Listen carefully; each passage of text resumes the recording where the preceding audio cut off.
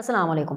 पाकिस्तान तहरीक-ए-इंसाफ इस नहज पर पहुंच चुकी है कि उसे अब हुकूमत के आइनी इक़दामात पर भी एतराज़ हो रहा है। उसमें भी कॉन्स्पिरेसी थ्योरी ढूंढी जा रही है। जजेस के आइनी तबादलों को लेकर के और चंद अनासर का जिस तरीके से वावेला किया जा रहा है, और हम सबको पता है कि वो अनासर कौन है और उनके एजेंडाज़ क्या हैं, उनके वेस्टेड एजेंडाज़ हैं। उनकी जो वावेला है, उनका जो शोर है, वो इस बात का सबूत है कि हुकूमत ने कमाल महारत के साथ किसी के मंसूबे खाक में मिला दिए हैं। वो कौन लोग हैं जिनके मंसूबे खाक में मिल चुके हैं, उस सब की तफसीलात हम आपको इस वीडियो में बताने वाले हैं। और आज की सबसे बड़ी खबर वो खबर नहीं है, वो लतीफ़ा है। वो जी सबसे बड़ा लतीफ़ा है, और वो लतीफ़ा क्या है वो मैं आपको भी सुनाऊंगी। आप भी हंसिए, मैं भी हंसूंगी, मिल करके हंसेंगे। और जी अपने दिन का जो अख्ताम है वो एक हंसते हुए खिलखिलाते हुए नोट पर करेंगे। ये सब की बातें जो है मैं इस वीडियो के अंदर करूंगी। लेकिन सबसे पहले हम सब ये जानते हैं कि जब कोई भी जज हो, बड़े से बड़ा, छोटे से छोटा, हर जज होता है, कोई भी जज हो, जब वो कोई आइनी, कानूनी या कोई तारीखी फैसला दे, कोई भी बड़े से बड़ा, अगर आप कोई तारीखी फैसला भी उठा करके देखें तो उसमें फैसला किसी एक के खिलाफ आता है और एक के हक में आता है। फॉर दैट मैटर जिसके खिलाफ फैसला आता है वो हमेशा ये शोर करता है कि भाई ये तो बहुत बड़ी नाइंसाफ़ी है, बड़ी नाइंसाफ़ी है। हाँ, तो कितने आदमी थे? एक सदर, 5 चीफ जस्टिस और 3 जजेस।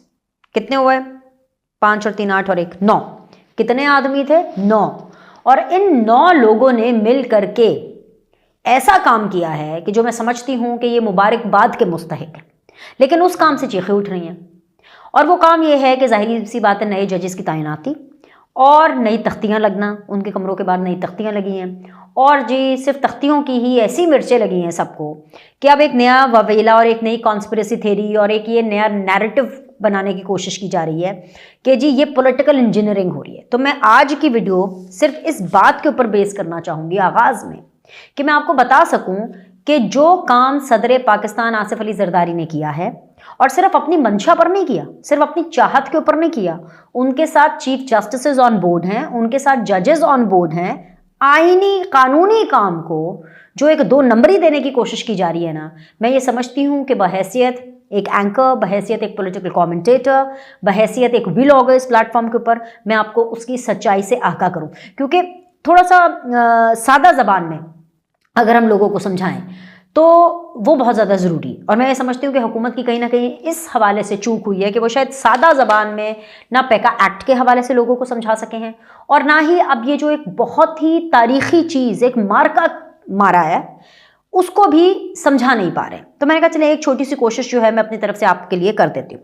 सदर मुमलिकत आसिफ अली जरदारी ने आइन के आर्टिकल 200 की ज़ेली शेक 1 के तहत हासिल इख्तियारात के तहत लाहौर हाई कोर्ट के जस्टिस सरदार मोहम्मद सरफराज डोगा, सिंध हाई कोर्ट के जस्टिस खादिम हुसैन सुमरू और बलूचिस्तान हाई कोर्ट के जस्टिस मोहम्मद आसिफ का इस्लामाबाद हाई कोर्ट में तबादला कर दिया।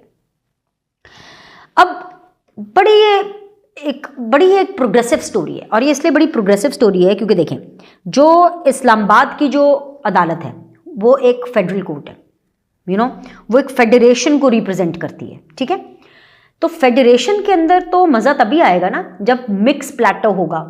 ठीक है, कि फेडरेशन के अंदर जो लोग काम कर रहे हैं उनका ताल्लुक सिंध से भी हो, उनका ताल्लुक बलूचिस्तान से भी हो, उनका ताल्लुक पंजाब से भी हो, उनका ताल्लुक जो है वो खैबर पख्तूनख्वा से भी हो। तो ये तो एक बहुत अच्छी चीज़ होनी चाहिए कि जब इन तमाम जजेस को या इन तमाम लोगों को विफाक में आकर के काम करने का मौका मिल रहा है, for that matter Islamabad high court में आकर के काम करने का मौका मिल रहा है, फेडरेशन कोर्ट में आके वो जो फेडरेशन को रिप्रेजेंट करता है। जैसे पंजाब के लोग पंजाब को, इस्लामाबाद हाई कोर्ट जो है वो फेडरेशन को रिप्रेजेंट करता है, जो लाहौर हाई कोर्ट है वो लाहौर को रिप्रेजेंट करता है, फॉर दैट मैटर पंजाब को रिप्रेजेंट करता है।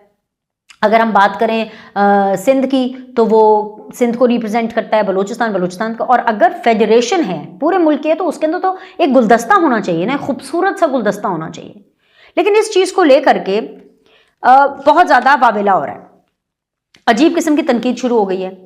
ऐसा पहली बार हो रहा है कि आइन पर अमल करने पर, आइनी चीज़ हो रही है, आइन के हिसाब से काम हो रहा है, आइन पर अमल करने के अमल को ही तनकीद का निशाना बनाया जा रहा है, और इन तबादलों को सियासी अज़ाइम के लिए इस्तेमाल करने की नाकाम कोशिश हो रही है।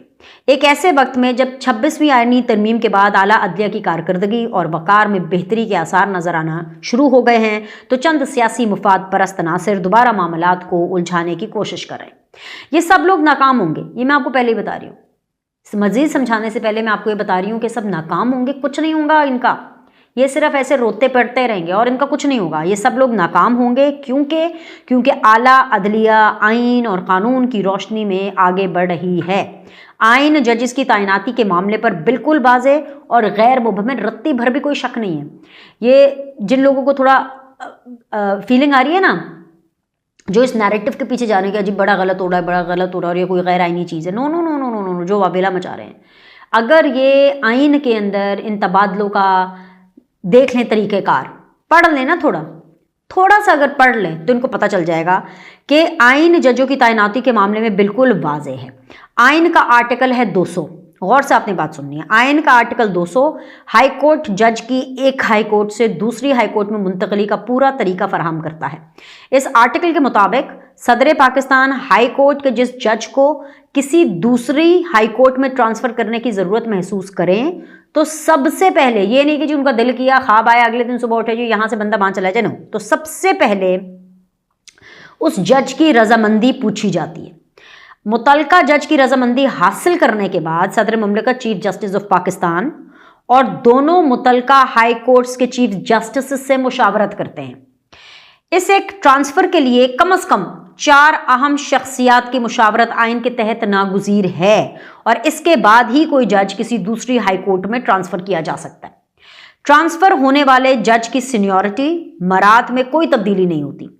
अगर इस हाई कोर्ट के जज के तबादले के बाद चीफ जस्टिस का ओहदा खाली होता है तो उसे बतौर चीफ जस्टिस तैनात भी किया जा सकता है। हाई कोर्ट के किसी जज को इसकी मंजूरी के बगैर किसी भी कोर्ट में मुंतकिल नहीं किया जा सकता। ये प्रैक्टिस बिल्कुल वैसे ही है जैसे कि किसी भी सरकारी अफसर को एक जगह से दूसरी जगह या एक सूबे से दूसरे सूबे ट्रांसफ़र किया जाता है और इस ट्रांसफ़र से उसकी सीनियरिटी, मरात, पर्क्स वगैरह में कोई फ़र्क नहीं पड़ता। माजी में भी हाई कोर्ट जज इसका एक हाई कोर्ट से दूसरी हाई कोर्ट में ट्रांसफ़र होता रहा है। दूसरी हाई कोर्ट से जज का तबादला करने की तजवीज़ इस बात को यकीनी बनाती है कि जी मुल्क की दीगर हाई कोर्ट से तजुर्बाकार और जो मौजू जजेस हैं उनको इस्लामाबाद हाई कोर्ट में लाया जाए ताकि बैनो सभाई हम आहंगी हो और इंसाफ की फरहमी में मजीद बेहतरी आए।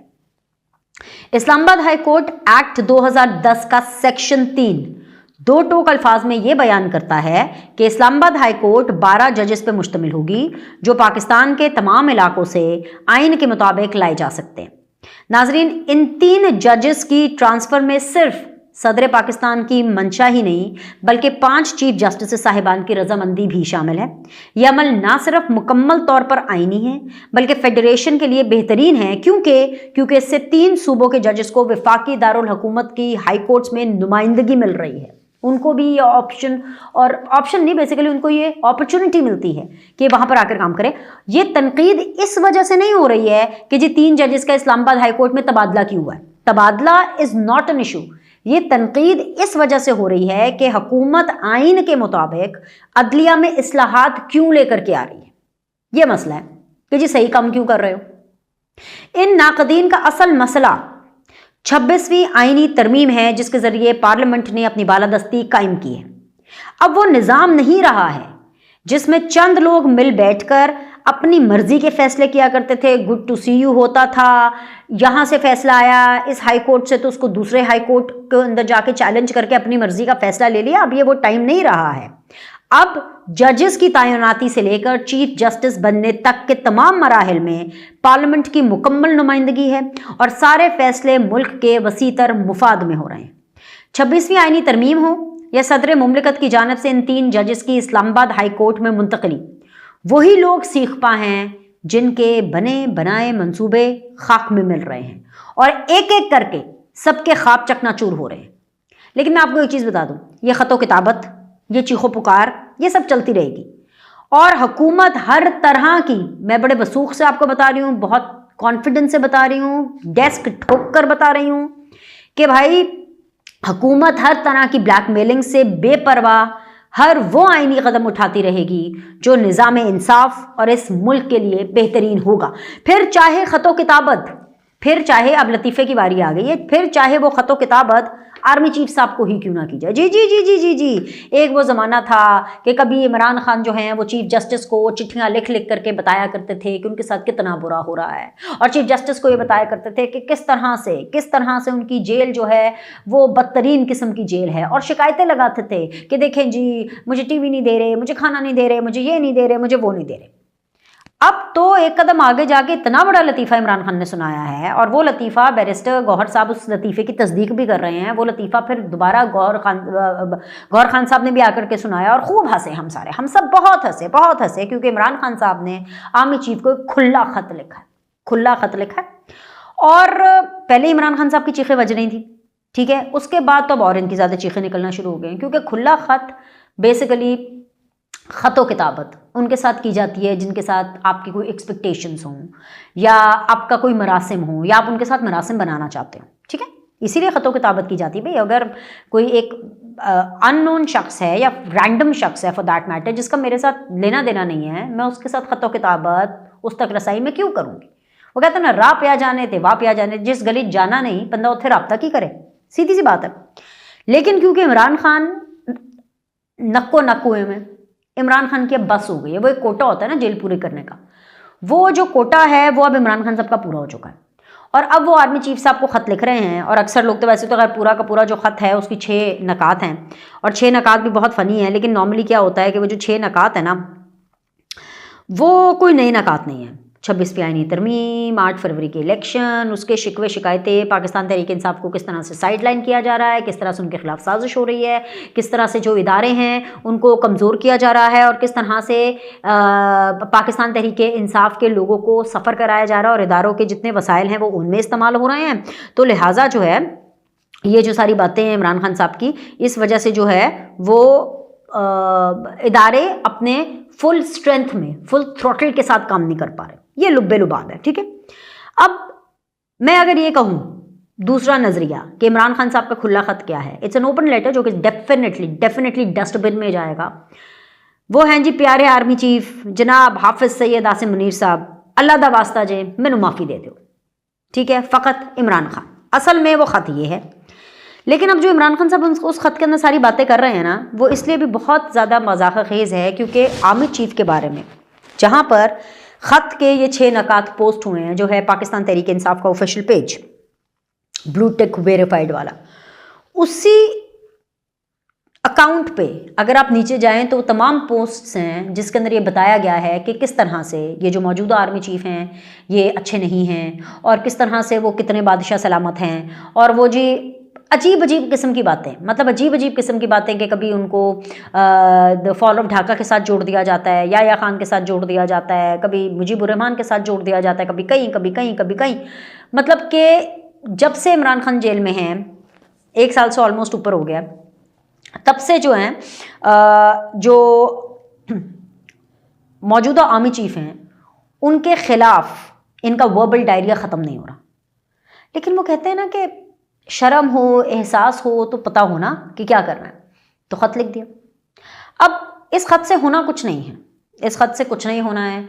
जो कल्ट फॉलोइंग है पाकिस्तान तहरीक इंसाफ की, वो तो यही कहेगी कि देखिए जी अब हमारे हालात बदलने वाले हैं, क्योंकि इमरान खान का तो पहला राब्ता हो गया है, और इमरान खान ने जो है आर्मी चीफ साहब को ख़त लिख दिया, और आर्मी चीफ साहब ने माफ़ भी कर दिया। इमरान खान ने माफ़ी मांगी, आर्मी चीफ साहब ने माफ़ कर दिया।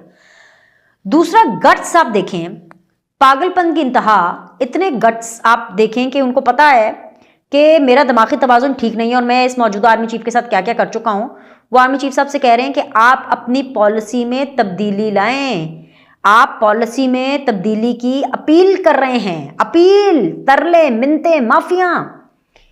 और पॉलिसी में अपील क्या है कि देखिए आप इमरान खान का साथ दे दें, यानी आप मेरा साथ दे दें, और उसके बाद आप कुछ भी करें, सहाफ़ियों के साथ जैसा भी ट्रीटमेंट करें, पीका एक्ट करें ना करें, आप लोगों को मुलाजमतें दें ना दें, मईशत पाकिस्तान की अच्छी चले ना चले, कोई इमरान खान का इससे कोई लेना देना नहीं होगा।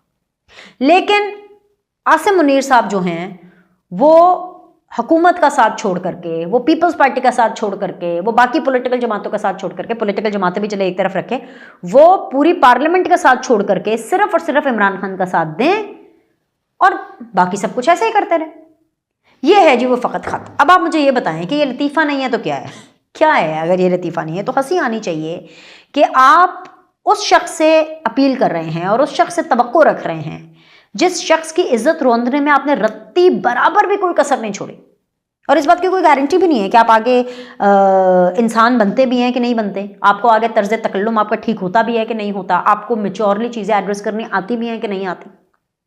लेकिन क्योंकि एक खुला ख़त है, एक पब्लिक डोमेन में है, इसका जो शख्स जो मतलब निकालना चाहे वो बिल्कुल निकाल सकता है, they are free to. But जिस शख्सियत को उन्होंने ख़त लिखा है और जिस शख्सियत के वो और जिस इदारे के वो चीफ हैं जो कि पाकिस्तान की अफवाज हैं, उनका सिर्फ एक ही जवाब है कि throw this in the dustbin. एक शटअप कॉल वो थी जो कि आर्मी चीफ साहब ने खुद बैरिस्टर गोहा साहब को दी थी कि भाई ये सियासी बातें जो है ना आप सियासतदानों के साथ किया करें, और एक शटअप कॉल वो है जो आज आर्मी चीफ साहब ने इस खुले खत के बदले में दी है, वो है नो रिस्पॉन्स, नो कमेंट्स। वो इसलिए क्योंकि हमें फ़र्क ही नहीं पड़ता, गो टू हेल। अभी के लिए इतना ही, लाइक करें, सब्सक्राइब करें, आपसे अगली वीडियो में मुलाकात करते हैं।